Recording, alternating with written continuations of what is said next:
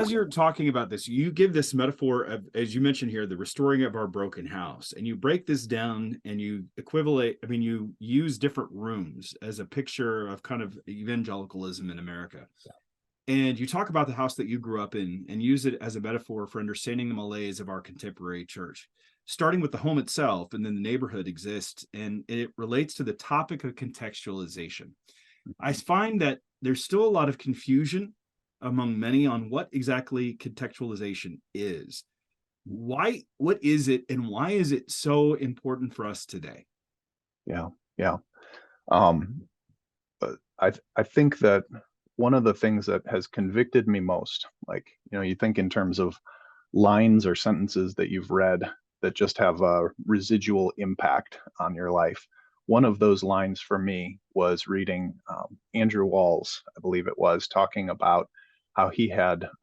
been teaching on theology in a global context at some sort of a multinational forum, and he was being widely knowledgeable of some of the different trends in different parts of the world, was speaking about, here are our theological convictions, and here's African theology, here's Russian theology, here's South American theology. And he was approached afterwards by somebody from one of these contexts, and the question that he was presented with was, why is it that when you talk about your theology, you call it theology, but when you talk about my theology, you call it African theology? And he unpacked his own reflections on that, and kind of drew out the point that, we are all taking the scriptures, the unchanging message of the Bible, the gospel, and its binding injunctions upon us, and we are responding to them in contexts such that we are producing something that is as we work out our theology, hopefully something that is faithful to the scriptures that do not change, but which in its formation, in its language to articulate it, and in the forms that it's going to express itself in,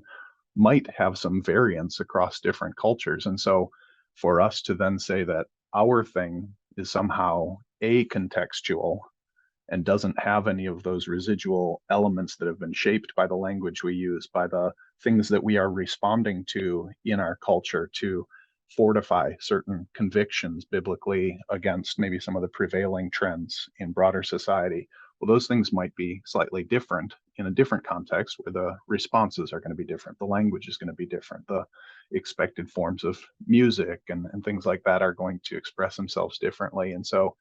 in some ways, I think contextualization is just the reality of saying we do affirm that there is one gospel for all time. The Bible has one message that is not dynamic and changing or somehow irrelevant in a given time frame or a given context, but is perennially relevant, perennially binding upon us to work out.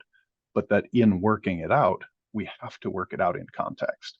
And so those contextual responses need to be sensitive to the context in which they're happening. And so if my neighbor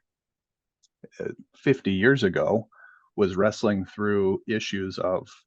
science seeming to disprove the idea of a creator God, and so their pinch point for understanding the gospel starts with the relationship between science and an evolutionary materialistic view of the world versus something that is revelatory, and there's a creator who has stood behind it. Well, my conversation, my evangelism is going to be shaped in a slightly different way to meet them at the point of pinch, at a point where they're diverging from a biblical worldview. But if over time my neighbor is now less concerned perhaps with the ideas of how does science relate to faith, and they're more concerned with some of the personal identity and individual autonomy and things like that, I need to be sensitive to where are they seeing the gospel as something incredible, so that I can meet them at that place. And if I'm not sensitive to that, I might be talking about, how Genesis does articulate a creator God, which is rationally connected to our observations of the world and things like that, when their pinch point or their point of concern is something actually different. And so the suggestion is, if you were going in as a missionary to a brand new culture, you would be asking all these questions.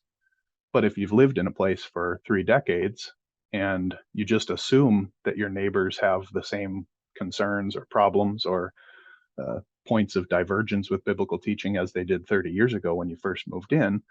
the reality is you probably need to go back and ask some of those questions afresh to say, how do I bring the gospel to my neighbor and meet them at a place where they're saying, that's incredible, that's not for me, but instead to manifest it in ways that they would see as beautiful and compelling.